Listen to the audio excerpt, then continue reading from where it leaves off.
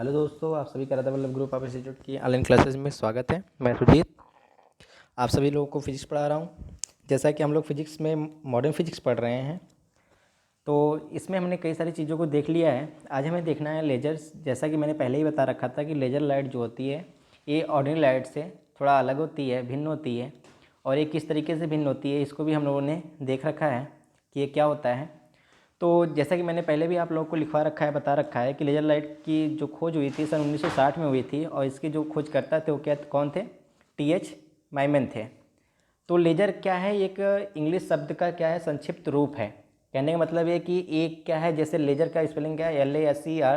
तो एल से, ए से, एस से, ई से, आर से कुछ न कुछ क्या है हमारा, कोई अंग्रेजी के वर्ड हैं जिनको हम क्या, अगर इसको फुल फॉर्म को देखें तो इसको क्या बोलते हैं हम? Light amplification by stimulated emission of radiation. ये क्या है? इसका संक्षिप्त रूप है। तो इसकी हिंदी की बात करें तो हिंदी में इसको क्या कहते हैं हम? कि विकिरण के उद्दीप्त उत्सर्जन द्वारा प्रकाश का प्रवर्धन। ठीक है। तो अब ये जो लेज़र लाइट होती है आपकी, ये ऑर्डिनरी लाइट से भिन्न होती है। तो भिन्न होती है तो ये इस वजह से भिन्न होती है क्योंकि ये आपकी लेज़र लाइट जो होती है, ऑर्डिनरी लाइट जो हमारी साधारण लाइट होती है उससे कुछ अलग कार्य करती है। जैसा कि हम साधारण लाइट के बारे में जानते हैं कि हमारी जो एक लाइट जलती है उसकी जो प्रकाश होती है वो चारों तरफ हमारी सभी दिशाओं में एक समान रूप से संचरित होती है, जबकि लेज़र लाइट में ऐसा नहीं होता। लेज़र लाइट जो होती है आपकी केवल सिंगल एक ही डायरेक्शन में ट्रेवल करती है। और दूसरा खासियत इसकी होती है कि ये क्या होती है? सिंगल कलर में जो होती है। जो हमारी साधारण लाइट होती है श्वेत प्रकाश होती है, और श्वेत प्रकाश में हमारे क्या होते हैं?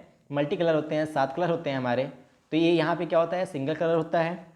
और तीसरी बात की जाए तो इसके जो प्रकाश की किरणें होती हैं, जो प्रकाश पुंज होता है, उनमें क्या होता है? कला संबद्धता पाई जाती है, और भी कैसी? उच्च कला संबद्धता। और नेक्स्ट की बात करें तो इसकी जो तीव्रता होती है बहुत ही अधिक होती है। तो जैसा कि यहाँ पे आप लोग को दिख रहा है कि ये क्या होती है? एक तरह की डिवाइस होती है जो कि अति तीव्र, एकवर्णी, समांतर तथा उच्च कला संबद्ध होती है। तो अब लेज़र लाइट को समझने के लिए एक किस प्रिंसिपल पे काम करता है, इसके लिए हमें कुछ चीज़ें देखनी पड़ेगी। तो लेज़र का हमें क्या करना है? कार्य सिद्धांत देखना है। तो इसके लिए 2 चीज़ें हमें पढ़नी पड़ेगी। पहला हमारा होता है स्वतः उत्सर्जन, स्पॉन्टेनियस इमिशन क्या होता है। तो जैसा कि हम लोग जानते हैं कि कोई भी हमारा जो परमाणु होता है, परमाणु के अंदर क्या होते हैं? नाभिक होती है, और उसके चारों तरफ हमारे क्या होते हैं? इलेक्ट्रॉन चक्कर लगाते हैं। और जो इलेक्ट्रॉन चक्कर लगाते हैं, जिन कक्षाओं में चक्कर लगाते हैं उन कक्षाओं को हम क्या कहते हैं? मुख्य क्वांटम अवस्था, जिसमें हमारे इलेक्ट्रॉन पाए जाते हैं। तो अब कोई भी इलेक्ट्रॉन जब किसी कक्षा में चक्कर लगाता है तो उसके पास एक मिनिमम ऊर्जा होती है जिसकी वजह से वो चक्कर लगा पाता है। तो अब जैसे ही हम बाहर से क्या करते हैं, कोई ऊर्जा स्रोत से उसको ऊर्जा प्रदान करते हैं, तो वो इलेक्ट्रॉन जो होता है वो क्या होता है? निम्न ऊर्जा स्तर कक्ष से उठ करके कहाँ चला जाता है? उच्च ऊर्जा के किसी कक्षा में प्रवेश कर जाता है। तो एक क्रिया क्या कहलाती है? उस प्रकाश ऊर्जा का अवशोषण। अब यहाँ पे जो इलेक्ट्रॉन क्या करता है? जो भी एनर्जी उससे बाहर से मिलती है उसको क्या कर लेता है? अवशोषित कर लेता है, और अवशोषित करके वो क्या करता है? उत्तेजित अवस्था में चला जाता है। तो जैसा कि आपके सामने दिख रहा है कि अगर कोई परमाणु को क्या किया जाए? h न्यू ऊर्जा को अवशोषित कर लिया जाए तो ये क्या होता है? उत्तेजित अवस्था में आ जाता है और E2 कक्षा में प्रवेश कर जाता है।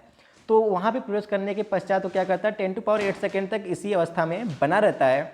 उसके बाद 10⁸ सेकेंड के बाद जब ये क्या करता है? पुनः अपनी कक्षा में आता है। तो पुनः अपनी कक्षा में आते वक्त क्या जो इलेक्ट्रॉन होता है ये जो ऊर्जा अवशोषित किया होता है उसका उत्सर्जन करता है। अब जब ये उस ऊर्जा का उत्सर्जन करता है तो वो h न्यू ऊर्जा के बराबर ही प्रकाश ऊर्जा उत्पन्न करता है।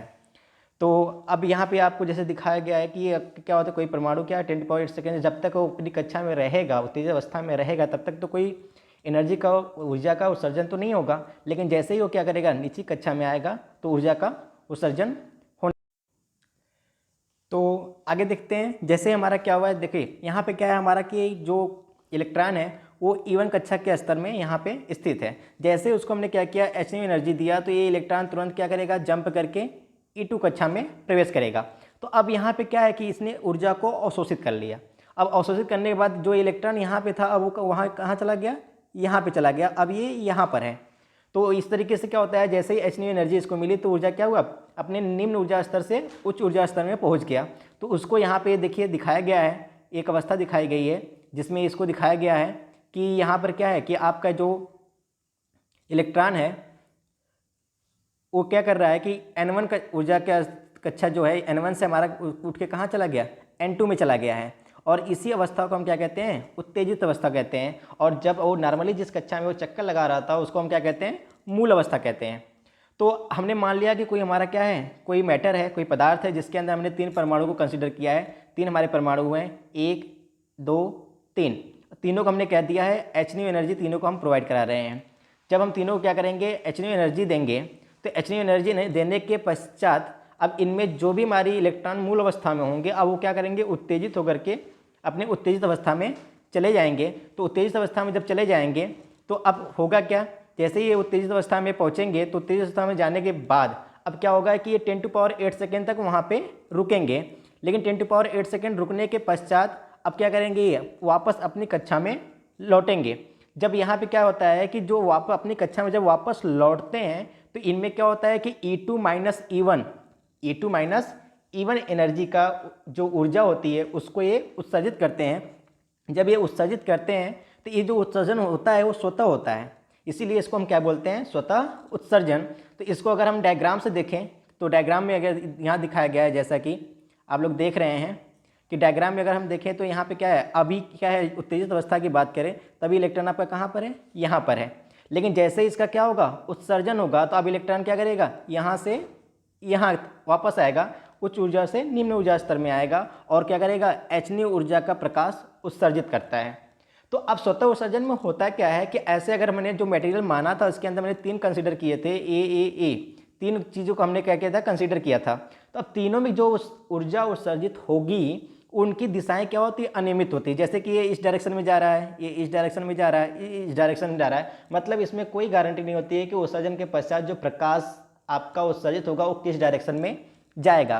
तो ये इस तरीके से क्या होता है कि जो ये स्वतः उत्सर्जन होता है ये लेजर लाइट में तो नहीं होता है, ये ऑर्डिनरी लाइट में किया जाता है, जिसकी वजह से आपके क्या होते हैं कि जो कोई मैटर होता है जब प्रकाश उत्सर्जित करता है तो ये किसी भी दिशाओं में संचरित हो सकता है।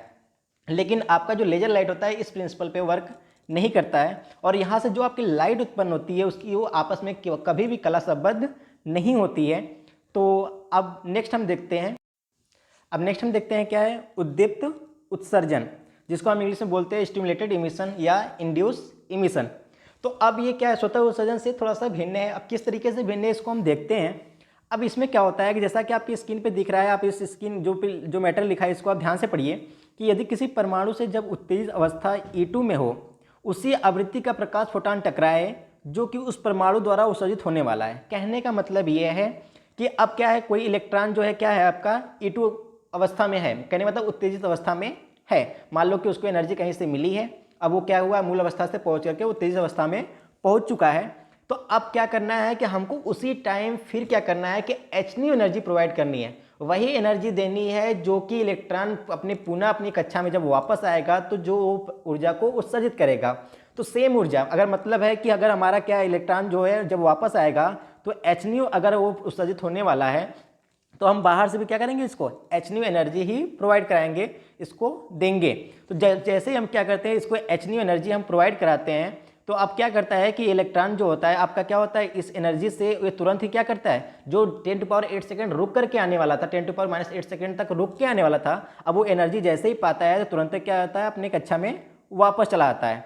तो वापस चला आएगा तो वापस लौटते समय क्या करेगा, वो H एनर्जी का उत्सर्जन करेगा और साथ साथ जो हमने H एनर्जी बाहर से प्रोवाइड की थी, जो दी थी इसको, वो भी क्या होता है, उसका भी आपतित होता है, वो भी ऊर्जा हमारी क्या होती है, आपतित होती है। तो अब यहाँ पे जो आपकी एक उत्सर्जित ऊर्जा है और साथ में जो एक आपतित ऊर्जा है, दोनों की डायरेक्शन सेम होती है और दोनों की डायरेक्शन सेम होती है और दोनों क्या होते हैं, आपस में कला संबद्ध भी होते हैं। तो इस तरीके से क्या होता है कि आपका जो जो प्रक्रिया होती है इसको हम क्या बोलते हैं, उद्दीप्त उत्सर्जन। तो आगे इसको पढ़ लीजिए, तो इसमें क्या लिखा है कि किसी परमाणु से जब यह उत्तेजित अवस्था E2 में हो उसी आवृत्ति का प्रकाश फोटॉन टकराए जो कि उस परमाणु द्वारा उत्सर्जित होने वाला है, तो वह परमाणु तुरंत ही निम्न ऊर्जा अवस्था E1 में आ जाता है तथा ठीक उसी आवृत्ति का प्रकाश फोटॉन उत्सर्जित करके अपने ऊपर गिरने वाले प्रकाश को उद्दीप्त कर देता है।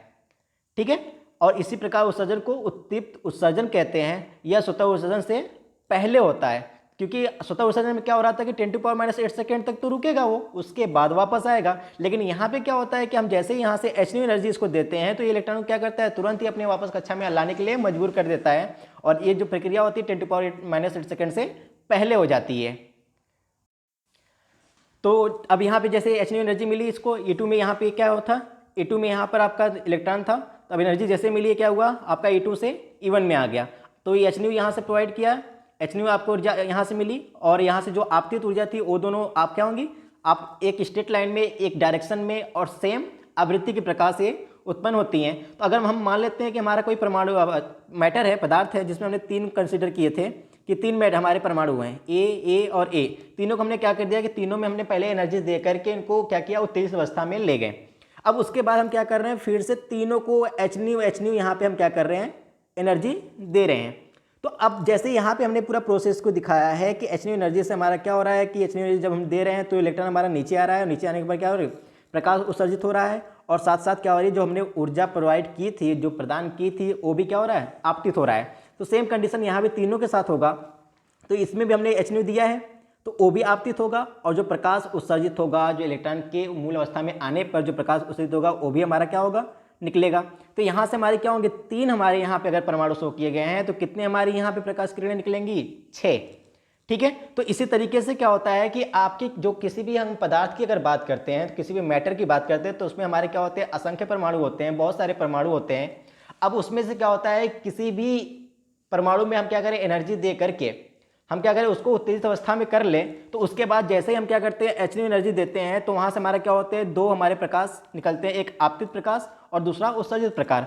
अब ये 2 जो प्रकाश होते हैं, एक अगर आगे के जो परमाणु होते हैं उनसे टकराते हैं तो वो उत्तेजित अवस्था में जाते हैं, और उत्तेजित अवस्था में जाने के बाद वो भी क्या करते हैं, एच न्यू क्या करते हैं, प्रोवाइड कराते हैं, वो भी हमारे क्या होते हैं, प्रकाश उत्सर्जित करते हैं। इसी प्रकार से ये सारी क्रियाएं होती जाती हैं, और इसी घटना को हम क्या बोलते हैं, एम्प्लीफिकेशन बोलते हैं, प्रवर्धन बोलते हैं। ठीक है। जैसा कि यहाँ पे देखिए नीचे लिखा हुआ है कि क्या है कि किसी चित्र में क्या दिखाया गया है कि 3 परमाणु द्वारा कितने उत्पन्न हो रहे हैं, फोटॉन, 6 फोटॉन उत्पन्न हो रहे हैं, जिनकी दिशा वही है जो कि आपतित फोटॉन की है। जिस डायरेक्शन से आपने एनर्जी को ट्रांसफर किया था, फोटॉन एनर्जी को ट्रांसफर किया था, उसी डायरेक्शन में क्या हो रहे हैं, सारे के सारे फोटॉन उत्सर्जित हो रहे हैं। इसकी विशेषता यह है कि उत्सर्जित उद्दीप्त प्रकाश आपतित प्रकाश कला संबंध में होते हैं। कहने का मतलब जो प्रकाश उत्सर्जित हुआ है और साथ साथ जो आपने आपतित किया है, जो आपने उसको दिया है, वो दोनों की क्या होती है, कला संबद्धता एक होती है। तो ये अब उद्दीप्त आपतित प्रकाश फोटॉन मिलकर अन्य उत्तेजित परमाणु से उद्दीप्त कला संबद्ध प्रकाश उत्सर्जित करते हैं। अब फिर ये जैसे ही उत्पन्न होते हैं तो आगे परमाणु से टकराएंगे, उनको क्या करेंगे, उत्तेजित करके वहाँ से भी क्या करेंगे, प्रकाश को उत्सर्जित करेंगे। इस तरीके से क्या होता है कि एक आपकी जो उत्तेजित परमाणु में उपस्थित एक क्रिया क्या होती है, प्रवर्धित होती रहती है, एम्प्लीफिकेशन होती रहता है, और साथ ही साथ क्या होते हैं, हाई इंटेंस और सेम कला संबद्ध की हमारी क्या होती है, प्रकाशपुंज उत्पन्न होती हैं। तो इस घटना को हम क्या बोलते हैं, उद्दीप्त उत्सर्जन। इससे पहले हमने पढ़ा था स्वतः उत्सर्जन, और अब पढ़ा हमने उद्दीप्त उत्सर्जन। और जो लेजर लाइट होती है वो आपकी इसी प्रिंसिपल पे वर्क करती है, उद्दीप्त उत्सर्जन पे ही काम करती है। तो आज के वीडियो लेक्चर बस इतना ही, और बाकी हम नेक्स्ट क्लास में देखते हैं। धन्यवाद।